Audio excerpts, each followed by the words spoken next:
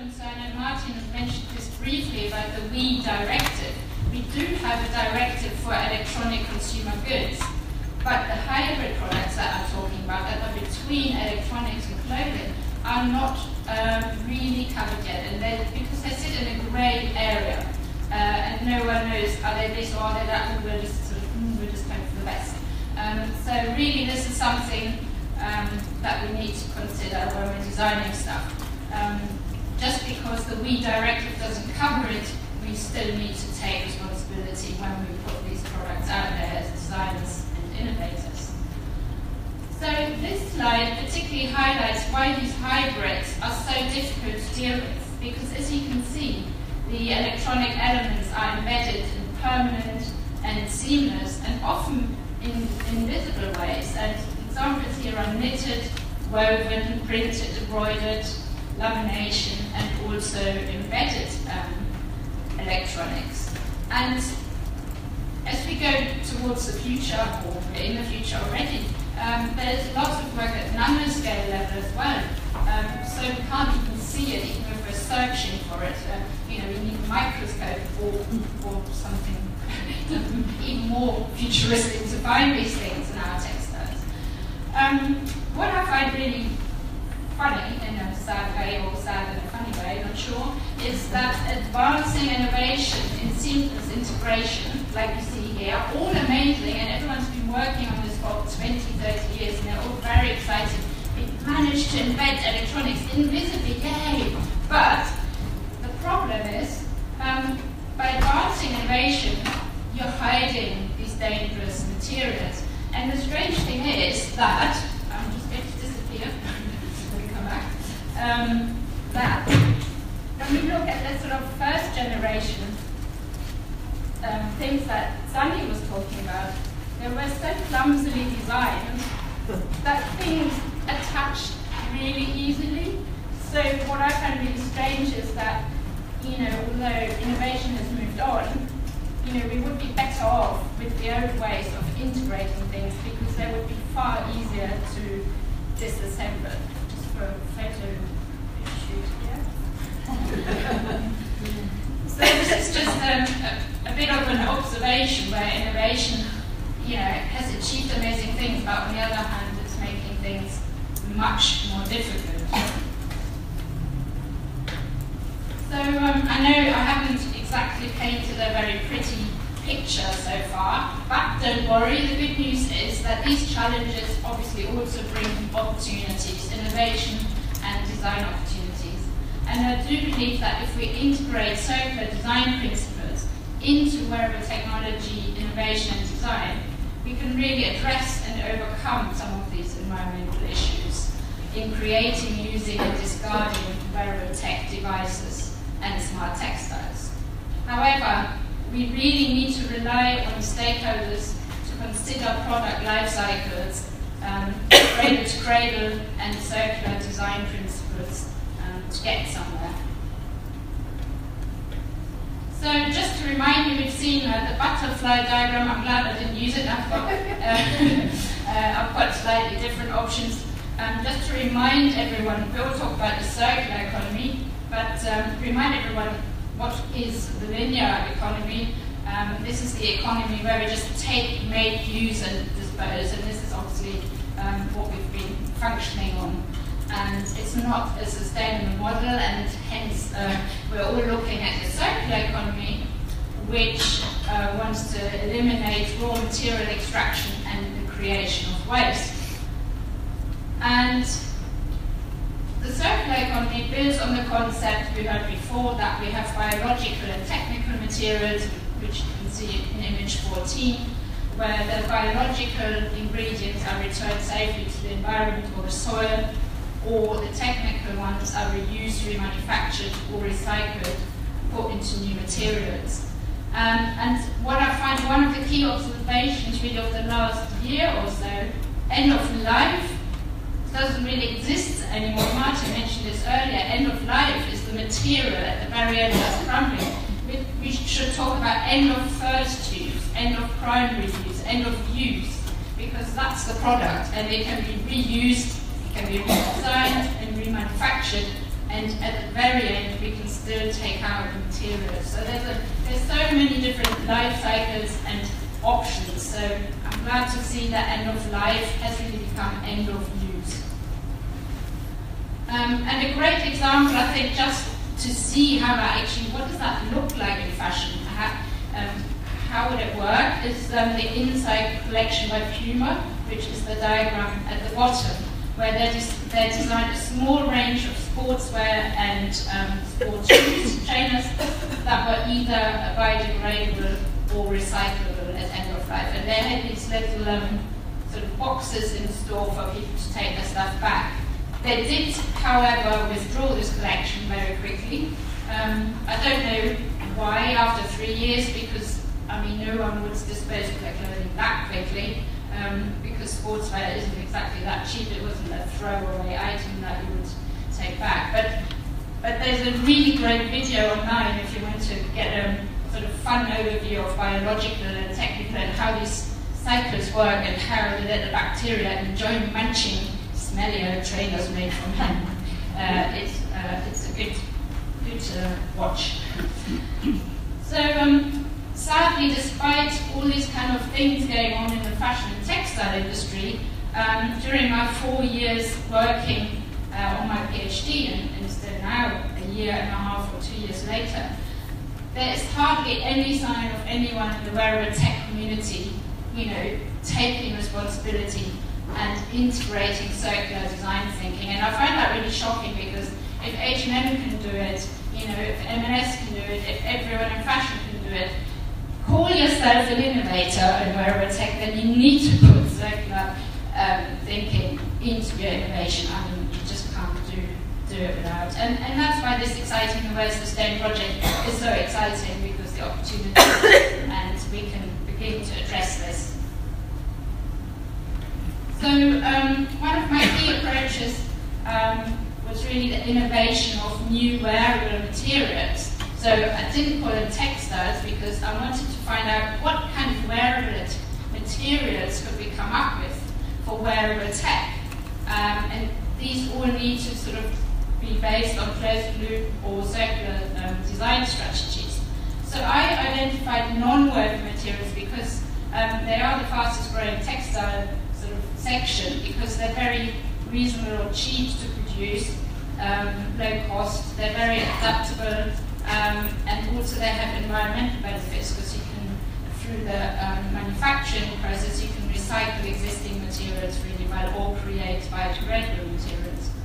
And for this, I reviewed a huge cross-section from health, medical, and beauty, and found this really inspiring. I have to check the microphone.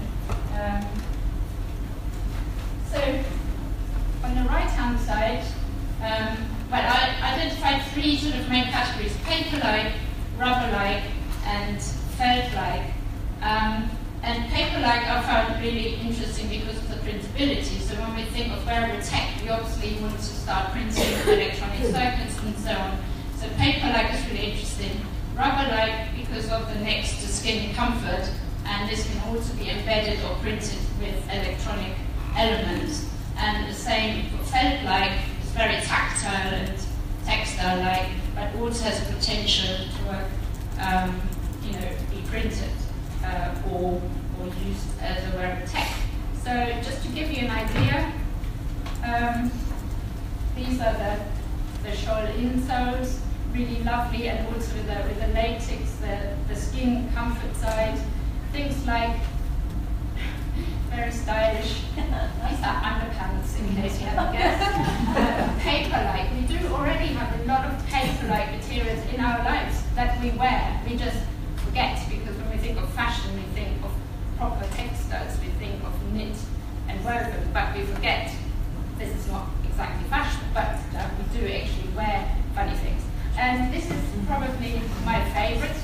I don't know if you can see from a distance what this is. This is a nipple cover that ladies wear to, in particular situations, and it's made from a very sort of skin-like. It's actually quite funny to touch, but we do have all these amazing materials out there already that are being used commercially and are actually really cheap to produce. So I feel they give us lots of inspiration for designing wearable tech. And this thinking, this kind of idea that I came up with, was really backed up by many emerging innovations in the field of wearable sensors, because when I looked into paper-like sensors, they're already being invented. The wax-printed paper sensor on the left, which was designed for on-body diagnostics, and the rubber-like one in the middle, which is a sensor patch worn for wireless health monitoring. And then on the right, we have an example of a needle-felted sensor, which is printed with conductive elements. So this was not just a silly idea, this is backed up by emerging and existing sort of sensors that are already out there. Of course, when we're designing wearable technology for a circular economy, we need to consider the durability, recyclability, and biodegradability of the enabling technologies, as well as the substrates. And I'll talk about this a little bit more a little bit later. So another key element of my research was the exploration of non-integrated form factors.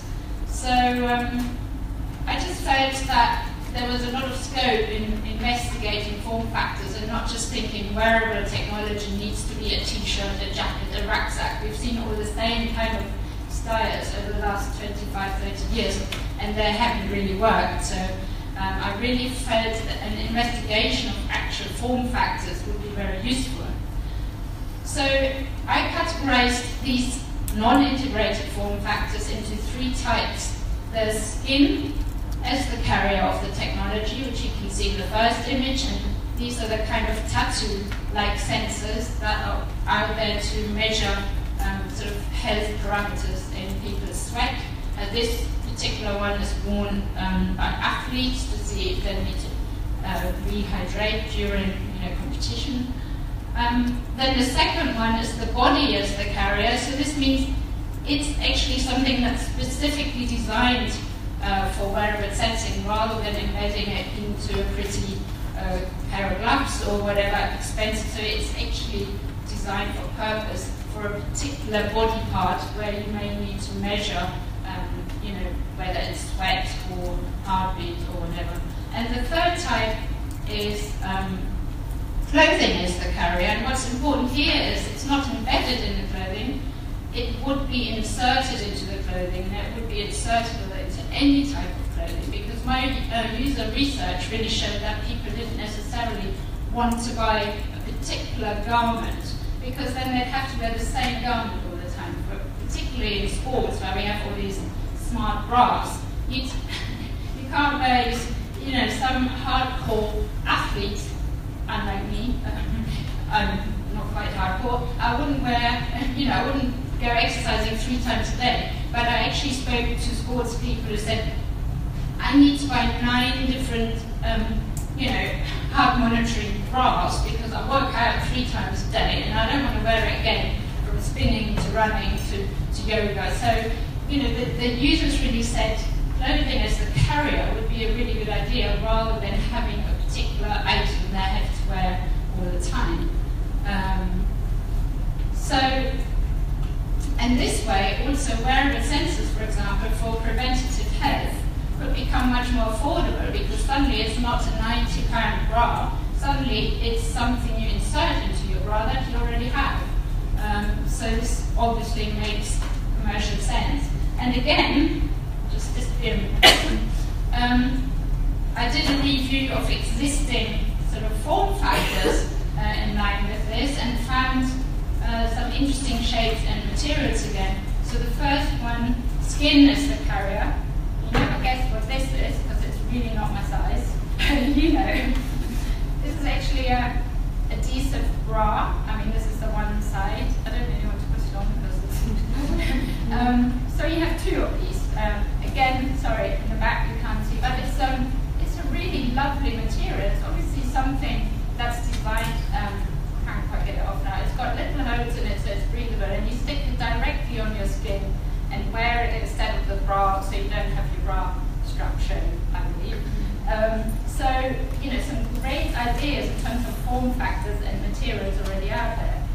Then the body as the carrier, this little latex number, this is actually something you wear on your foot, so your big toe goes through here. So I might have a picture later. So this is some kind of bunion protection, but this is something you just wear on your foot. The material is really interesting, and also the way that you just wear it, on a particular part of your body. And then another favorite of mine, clothing as the carrier. Again, guess as well what this is. Anyone seen one of these before? Come here, you must know this.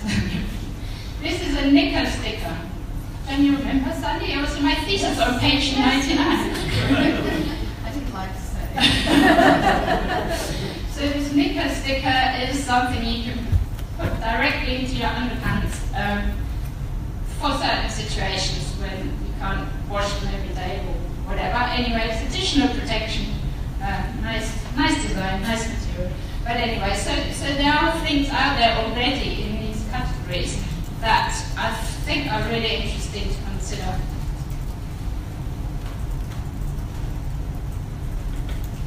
So in order to inspire the wearable tech community and industry, my PhD looked at producing some inspirational collections and concepts that would integrate sustainable design directly into the concept right from the beginning.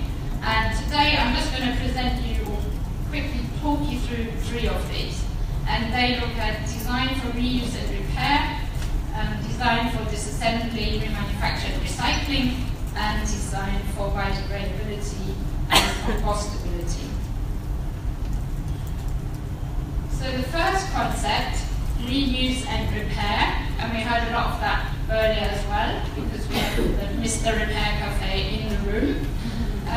So this collection was really designed for consumers who like to customize, and we heard about this obviously. Customization and making your own kind of version of something is becoming really important to certain types of users. So wearable tech could be created through DIY manufacture, so this would include something like 3D printing pens. As you can see, image 26 is a pen that literally you can draw in the air and create a product. The material currently is quite horrible and very smelly, but hopefully in the future this will be much improved. Then we have things like the conductive paint on the left of that, which is by Bare Conductive. So these are things you could this is illustrated on the picture below as well. You could create and connect your own sensors through paint and just paint it on as you need it. You might only want to send something once a week, so why not print it instead of make something that will leave a giant footprint behind. Then also, obviously, like we heard earlier, 3D printers, whether at home or in makerspaces, is also really important because we can now all tap into these kind of amazing technologies from the safety of our bedroom or kitchen table or wherever. Tap into technologies that are out there. So products can also be repaired or upgraded with new elements, and the image 30 shows the updated printable electronics, which were designed for smartphones. So this is a really good idea where maybe one element of your wearable tech doesn't work anymore, and you could just either reorder it or you could print it out at home on your electronic printer, because we're already seeing home electronic printing at the big electronic shows. Also, a key feature here is the patch plaster-like substrates. Image 27 is one of those sensing plasters that are worn directly on the skin, or they could be attached to other elements of your outfit. And in order to be reusable and upgradable, these products obviously need to be designed to be durable and also potentially wipeable to keep them clean. And what's the great thing about these kind of materials is you don't have to wash them. You can wipe them, or just sort of like with wool, for example, if you have felted things, you can air them or just use a damp sponge. It sounds like we do a lot of cleaning. I just read about this somewhere. Yes, so we have to really think about how do we keep them in use for a longer time, so it's worth upgrading and repairing them and not throwing them away. The second concept combines futuristic approaches with recycled and recyclable materials. And wearable tech here really becomes a natural extension of the wearer's skin and their body. And a really nice example is the skin suit, image 36, which is made from condom material, latex. So this was a sort of a collaboration between the brand Skin, which is a condom brand, and the designer who explored whether this kind of material could actually produce some highly functional sports garments. So that was interesting to see. Tactile substrates are really important here to provide the next to skin comfort and also natural interaction. Image 35, one of my conceptual designs, is where you can really easily interact with your wearable tech because it almost feels like your own skin, and it's actually nice, literally on your body interaction with your wearable tech. Important materials are also flexible polymers and stretchable silicon-based electronics, and these were used in the Clyde dress in image 34. Which looks really beautiful considering it's got a giant bit of electronics just slapped on the front. And these materials are engineered to be reusable and recyclable. And what's really important is to utilize a mono-material design strategy so that disassembly and recycling can take place, so that when you design your wearable technology, to make sure that all the materials are from the same type of composition, so they could either all be recycled together or they're all biodegradable at the end of life. And we also heard a little bit about disassembly earlier, and I found two. This is now 2 years ago. I don't know if there's new technologies coming through, but image 32 shows active disassembly, which was really innovative or was developed for the disassembly of mobile phones. At the time there weren't even smartphones. This is probably 15, 20 years old, isn't it? So this is something that could be used for wearable tech.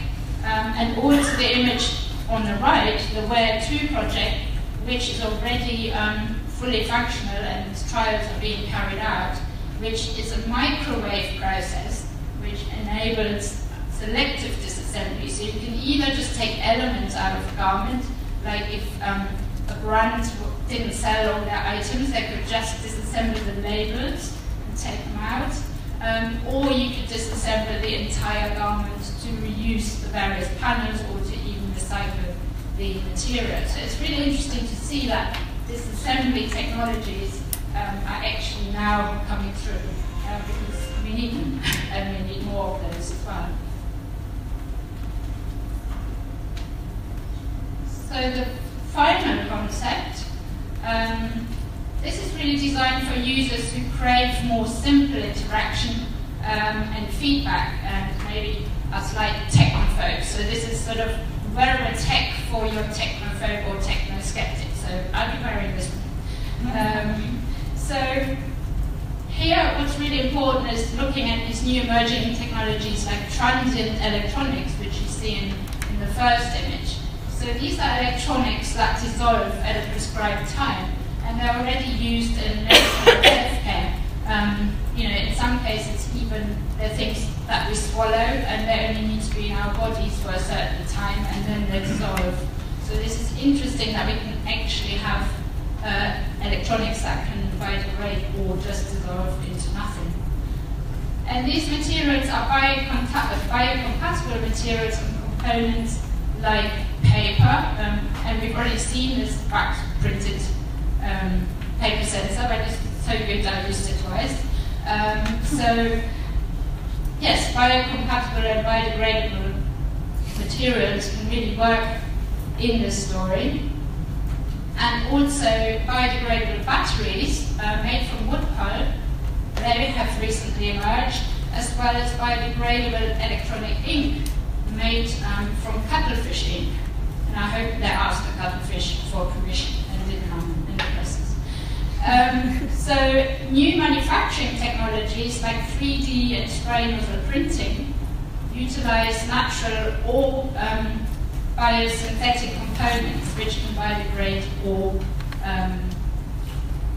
biodegrade at end of life. And Sandy talked about Fabricant earlier in image 39, but I've got a different picture. Lucky I spotted. So this is really great because this is a spray nozzle sort of technique where you can shape the material directly on the body. So I think this could be huge potential for wearable tech, where you can actually integrate or attach your electronic elements, as you're creating it on the body. Just remember to design it for disassembly at the time. Then other examples are the electrolume spray printing process, which you see in the middle, image 41, which is a poly-cotton blend. And they came up with this amazing material that could be 3D printed. Sadly, the project has come to a halt. I think they've run out of money. But it's just an indication of the great innovation out there, and there's lots of very similar things out there. One being the one next to it, this is Tummy Care's Cozy Flex, which is a latex and rubber combination. And I was lucky enough to be at their factory in Manchester where they showed me how this is done. And it's literally, I have a sample here. Last one.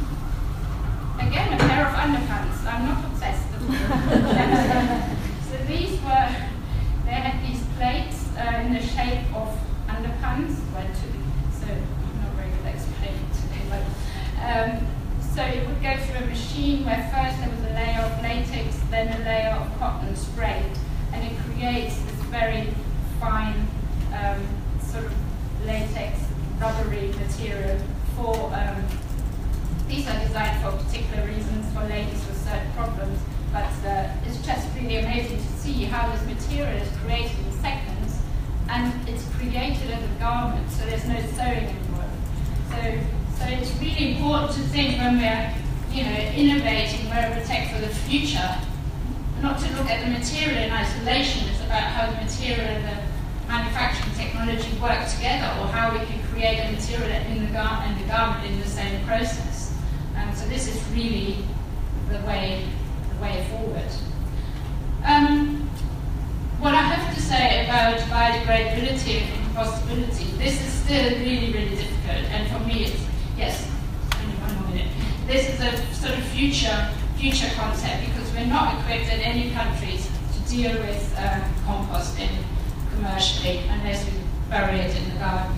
And also, we have to think about all the other elements that are in our clothing. Even if the material is biodegradable, we're adding colour and finishes and electronic elements. So we really need to make sure that the entire finished product is biodegradable. So these ideas obviously are still very conceptual, and biodegradable and recyclable electronics are at their early innovation stage. But I think these concepts sort of illustrate that there's some really great technologies out there that can provide inspiration for anyone going into wearable tech or wanting to become more sustainable in the design of wearable tech. And just quickly, my 3 key takeaways for myself from my talk are really that we must design for a real user need. Innovating wearable tech is not a license to churn out crap, basically, put it bluntly. We can only advance sustainable innovation if we collaborate across the disciplines and skill sets, which is why we're all here today, so that's great.